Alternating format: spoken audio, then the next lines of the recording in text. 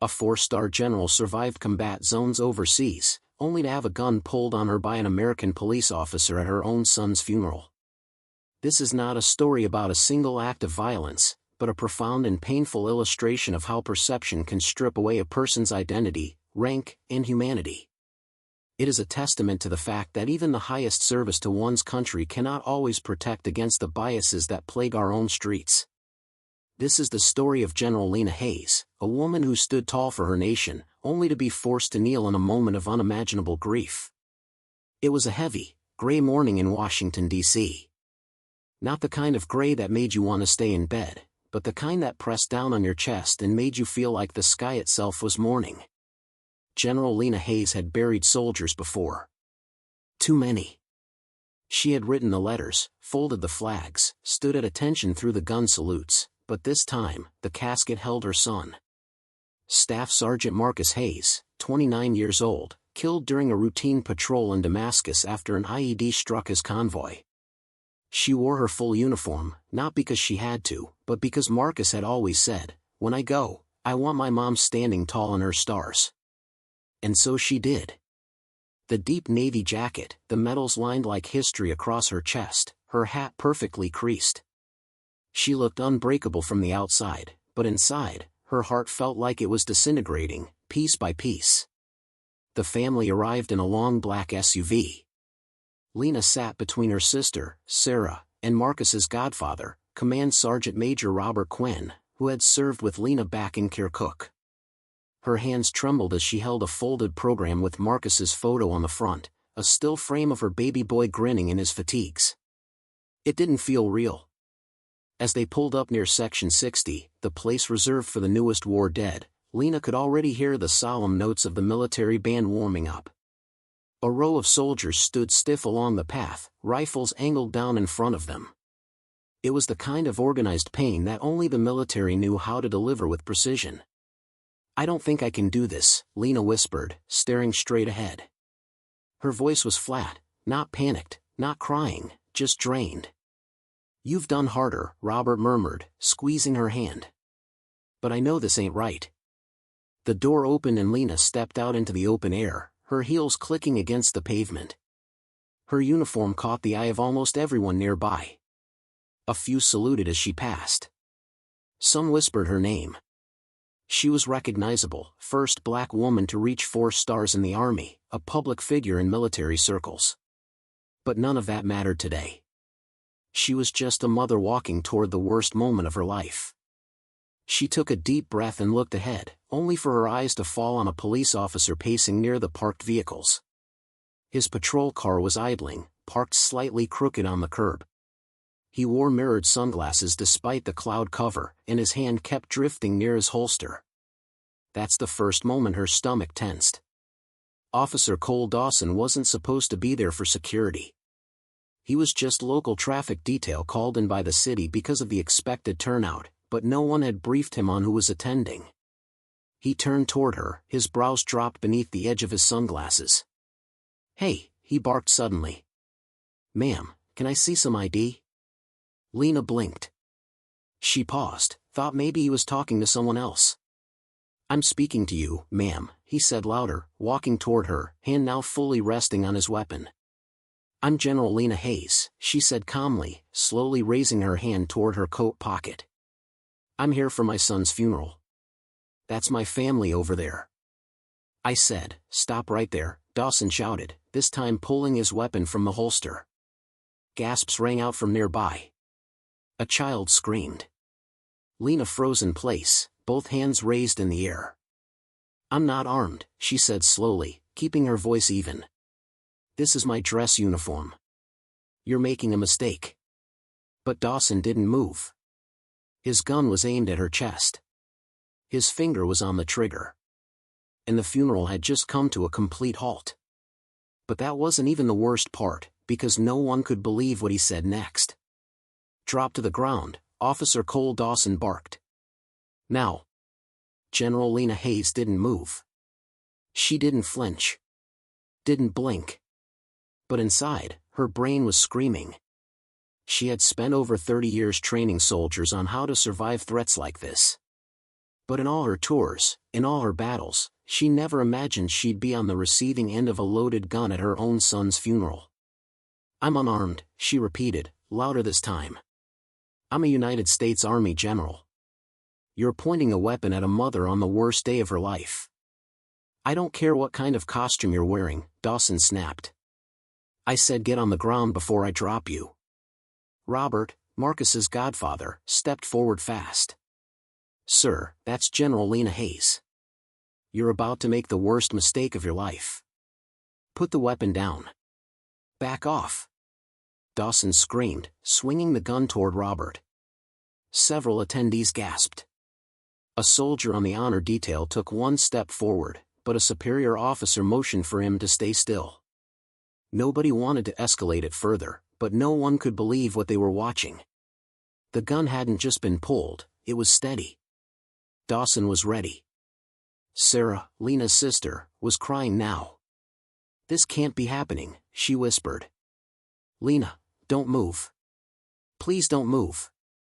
Lena stayed locked in place, hands still raised. Her heart was pounding, but her voice stayed calm. "Officer, I'm going to open my coat pocket and take out my military ID slowly.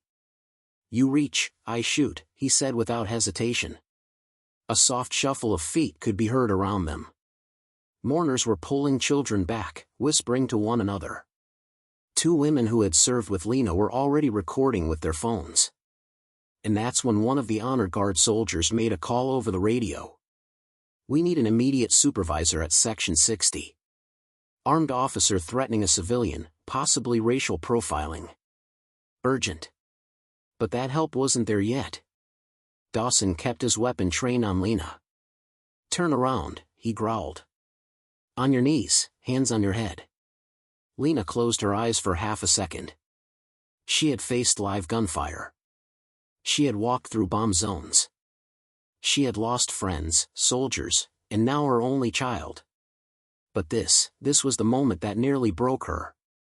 Still, she slowly lowered herself to the ground.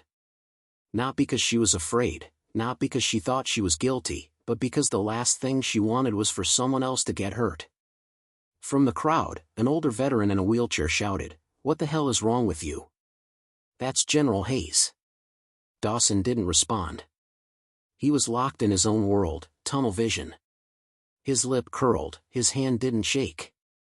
"Somebody tackle that man," someone yelled from the crowd, but Lena raised her hand just slightly, enough to signal no. She didn't want it to turn into a bloodbath. That's when a different officer came running down the road. Lieutenant Emily Chen, who had been coordinating traffic near the entrance gate, saw the scene from 40 yards out and sprinted full speed toward them. "Dawson, holster your weapon now," she shouted. Dawson didn't move. "I said holster it. That's General Hayes."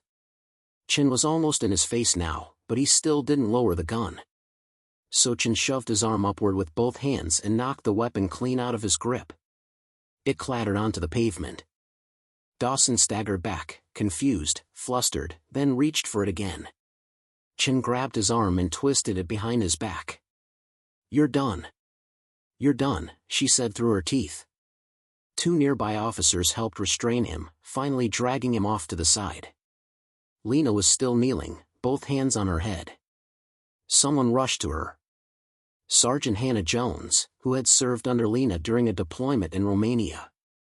She helped her up gently. "Ma'am, it's okay now. We've got you." Lena stood slowly. Her knees felt like they were made of stone. She looked around at the sea of stunned faces, the silence, the tears, the children clinging to their parents, the casket still waiting to be lowered. Her son's final moment, destroyed. But if she thought the worst was over, she had no idea how big the story was about to get. Phones were out, cameras were rolling. The moment Officer Cole Dawson had pointed a gun at General Lena Hayes was already on its way to becoming national news. And it hadn't even been an hour. The funeral was supposed to start at 10 a.m. By 10:06, the cemetery was flooded with law enforcement, military personnel, and reporters rushing past security gates. But the crowd, they weren't just spectators. These were people who had come to bury a soldier. Friends of Marcus, fellow troops, families, black, white, Latino, Asian, it didn't matter. They had seen something that didn't just break the moment, it shattered something deeper. And nobody could get the image out of their head, a mother in uniform kneeling on the ground while a police officer aimed a loaded gun at her face. Lena was helped into a nearby tent for privacy. Her hands trembled as she tried to remove her hat. She couldn't. Not yet. Her body was stuck in survival mode. Robert stood at her side the entire time, silent. He'd seen combat. He'd seen death. But this, he looked like he couldn't breathe. Outside the tent, Sergeant Jones was arguing with two Washington, D.C. PD officers. He shouldn't have been out here alone. He had no idea who he was dealing with. He wasn't assigned to inner perimeter, one officer replied defensively. He was just backup overflow traffic. Well, your overflow traffic just threatened to kill a grieving mother at her own son's funeral, Jones snapped. You think that excuse is going to fly on national TV? Meanwhile, Officer Dawson sat in the back of a squad car, handcuffed in front of him. His face was blank, cold. Not once did he ask if Lena was okay. Not once did he ask if her son was really being buried that day. The only thing he kept muttering was, she wasn't acting right. She didn't look like she belonged. Back inside the tent, Lena finally broke her silence. He saw my skin before he saw my stars, she whispered. Robert lowered his head. I survived war zones, she continued. I've walked through sandstorms, led troops into burning villages. I've been targeted by enemies overseas, and still, the only time I've ever had a gun in my face on American soil was by a cop at Marcus's funeral. Sarah reached for her hand. He didn't break you, Lena. But Lena shook her head slowly. He didn't need to. He broke this day. This was supposed to be Marcus's. Now it'll always be about him. Outside, people were gathering around officers. A young woman named Jasmine, who'd served with Marcus in Germany, was already on a live stream. This is what we deal with. You could be a general, a mother in uniform at your own son's funeral, and they still look at you like a threat, like you don't belong. I watched that man pull a gun on someone I'd take orders from without question. She wasn't dangerous. She was grieving. Within an hour, the live stream hit 2.3 million views. By lunchtime, a dozen national outlets were requesting statements from the Department of Defense, the Washington, D.C. Police Department, and Lena herself. But Lena wasn't ready to speak. The funeral resumed nearly 2 hours late. No speeches, no taps, no three-volley salute, just a quiet burial, just pain. Marcus's casket was lowered into the ground in silence. Lena placed her hand gently on the polished wood and whispered something only she and her son would ever know. Then she stood up and walked away. The reporters were waiting by the gate. But she didn't stop. The army doesn't train you to grieve in public. It trains you to move, to keep going, even when it burns, even when your heart is full of glass. But that silence wouldn't last long, because the world was about to explode. By 3 p.m., General Hayes's name was trending in every major city across the country. Justice for General Hayes. Hashtag she served. Hashtag honor her. Clips from the funeral had flooded social media like a tidal wave. One from a teenager who had been filming with his phone across the parking lot had captured the entire standoff in shaky but undeniable detail. Lena, hands up, the gun pointed inches from her chest, a voice screaming, I said get on the ground. You couldn't argue with it. You couldn't spin it. And people didn't want spin. They wanted answers. The first public statement came from Washington, D.C. PD, posted to a sterile white background on their social media page. We are aware of an incident involving one of our officers at Washington, D.C. National Cemetery. An investigation is underway. The officer in question has been placed on administrative leave pending review. That was it. No apology, no acknowledgement of who Lena was, and definitely no mention of a gun being pointed at the face of a grieving mother in uniform. It backfired instantly. Within minutes, prominent figures were tearing into it. Senator William Vance tweeted, a 4-star general attending her son's funeral had a weapon pulled on her in full uniform. And you call that an incident? That's not just disrespectful, that's a disgrace. Retired General Laura Collins, one of Lena's close peers, went live on CNN that evening. Her voice cracked as she spoke. I trained with Lena. We did 2 tours together. She's the reason I stayed in the service. And now I have to sit here and explain to the American public that one of our own was treated like a criminal in front of her son's casket. That's what this is. It's not a mistake. It's a reflection. By nightfall, protesters had gathered outside the Washington, D.C. PD building. They weren't loud. They weren't throwing anything. They just stood in silence, many in uniform, holding signs with one message, she served. He pulled a gun. Lena still hadn't spoken publicly. She stayed inside her sister's home in Montgomery County, away from the flashing lights and microphones. But that didn't stop people from showing up. Banners were draped on the fence outside her home. Letters poured in from every state. One from a Gold Star mother in Nebraska read, I buried my son, too. I can't imagine being made to feel like a threat on that day. I'm sorry the uniform didn't protect you like it was supposed to. Sarah kept bringing the letters into the house in shoeboxes. They ran out of room by the 3rd day. Robert stayed nearby. He barely said anything, but he made sure Lena ate. Made sure she rested, even when sleep wouldn't come. On the 4th day, Lena finally spoke. Not to a camera, not to a reporter, but to a room full of military families at a private gathering in Washington, D.C. No cameras, no press, but someone recorded it anyway.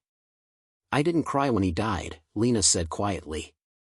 I didn't cry when I got the call from the Pentagon. I didn't even cry at the airport when they handed me his remains. But I cried when that officer aimed a gun at me. Not because I was scared for my life, but because I realized the uniform I had given everything to didn't protect me from being seen as a threat. That clip, those exact words, hit harder than any statement a lawyer could draft. They were raw, real, human, and it lit a fire the city couldn't put out. Civil rights lawyers demanded action. The Department of Justice opened a federal investigation.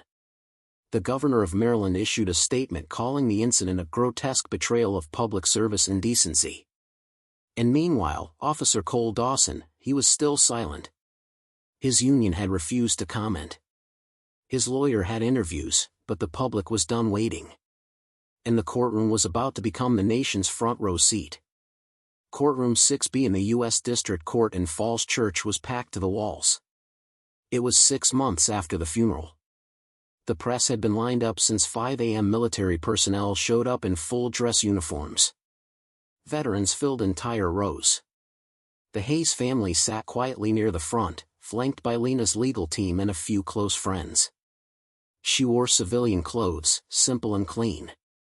No ribbons, no stars, just Lena. Cole Dawson entered in a gray suit. No badge, no tie, just the weight of the entire country on his shoulders. And somehow, he still didn't look sorry. His attorney, Alan Parker, went with the usual playbook. My client was acting in the line of duty. He was responding to what he perceived as a threat. There was no intent to cause harm. But that line only got him so far, because the jury wasn't just hearing arguments. They were watching the footage. The courtroom dimmed as the screen lit up with the raw video. You could hear the wind that morning, the faint sound of heels on pavement. Then Dawson's voice, "Put your hands where I can see them." The room tensed. Some wiped tears. Others looked away. There she was, Lena Hayes, standing tall in her full military uniform, hands raised, calm as a person could possibly be in that moment. And yet, he never lowered the gun. When the lights came back on, no one said a word. Then came the witness testimony. First up, Lieutenant Emily Chen, the officer who stopped Dawson that day. She didn't hold back. He refused to listen. Even after I identified General Hayes, he was locked in, aggressive. I had to physically knock the weapon from his hands. Dawson's attorney tried to cast doubt on her use of force. You're saying you escalated by laying hands on a fellow officer? I stopped him from shooting an unarmed, grieving mother, Chin snapped. Call it what you want. Then came Robert. He walked slowly to the stand, paused, and spoke in a low voice that filled the room without needing a mic. I've seen enemy fire. I have lost good men to chaos. But I've never felt more helpless than that moment watching someone point a gun at Lena. She didn't panic. She didn't shout. She stood there like the damn soldier she is. And he looked at her like she was nothing. Then came the bombshell, internal affairs records. The prosecutor revealed that Cole Dawson had 9 previous complaints for excessive force. 3 were dismissed. 6 were inconclusive. But one was nearly identical. A black Army Reserve captain in Houston, pulled over in uniform, forced out of his car, held at gunpoint. No charges, just miscommunication. That's when the courtroom started to shift, because this wasn't a one-time mistake. This was a pattern. The prosecution showed a photo of Marcus Hayes on the screen, smiling, uniform, bronze star pinned to his chest. General Hayes came to bury her only child, the prosecutor said. She had every reason to expect honor, respect, dignity. Instead, she faced what no mother, no officer, no human being should ever face, a weapon aimed at her heart. Not for what she did, but for what he saw when he looked at her. In the gallery, people cried openly. Lena, she didn't flinch. Her hands were folded tightly in her lap.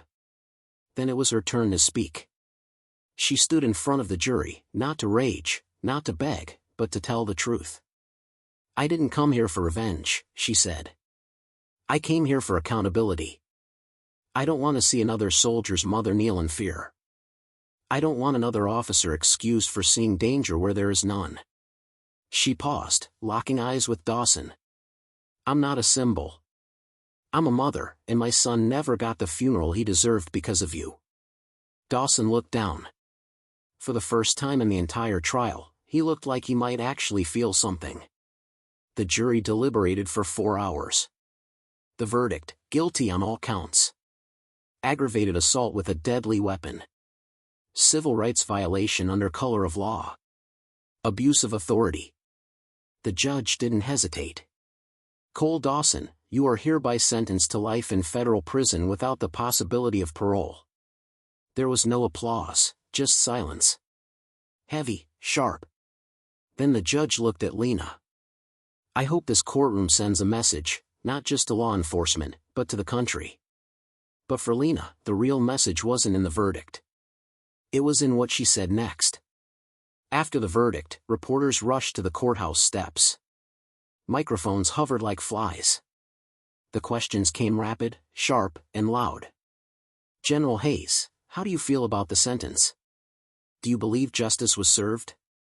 Will you be pressing charges against the department? Lena didn't answer at first. She stood on the steps in the cool air, surrounded by people, but feeling alone. She glanced up, gray clouds again, just like the day of the funeral. Just like the moment it all started. Sarah stood beside her. Robert, too. Finally, Lena stepped forward. I didn't come here for revenge, she began. I came here so that no one would ever forget what happened when a mother in uniform was treated like a criminal for mourning her son. A hush fell over the crowd. Marcus died believing in this country, believing in service, believing in sacrifice. What happened at his funeral was not just a mistake. It was a failure. A failure of training, a failure of judgment, a failure of heart. She took a breath, steadying herself. Let me be clear. This isn't about one bad officer. This is about the system that allowed him to keep his badge after 9 complaints. This is about the silence that follows injustice when the cameras turn off. She looked out over the sea of reporters. Her voice was even, sharp. You don't have to wear a uniform to be worthy of respect. You don't have to bury a child to deserve to grieve in peace. But if someone like me, someone with rank, with medals, with years of service, can be treated like a threat, then what does that mean for everyone else who doesn't have a uniform to shield them? She paused. This isn't just my story. This is America's mirror, and it's time we stop pretending we don't recognize the reflection. That clip was played for weeks. It aired on every major network. It was taught in classrooms. It was cited during hearings on police reform. But Lena didn't care about the spotlight. She went home. She visited Marcus's grave quietly on a Monday morning before the gates were even open to the public. She brought one folding chair and one sunflower, his favorite flower. Not many people knew that. She sat for nearly an hour, said nothing, just listened, the wind, the rustling grass, the silence of a sun now gone. Before she left, she knelt and pressed her palm to the cool stone. Whispered again, like she had that day 6 months before, "I did what I had to do." And she stood up. Not because she was healed. Not because she was whole, but because that's what strength looks like when the world is still watching. Because this story isn't just about pain. It's about standing up in the middle of it and speaking anyway. The lesson? The uniform is a symbol of service, but dignity is a right. This story is a powerful reminder that respect should be given, not earned, and that a single moment of bias can unravel a lifetime of sacrifice. It's also a call to action. We must hold our institutions accountable, and we must never let silence protect injustice. Because when we choose to look away, we allow the very failures that broke a mother's heart to go on to break the system she served.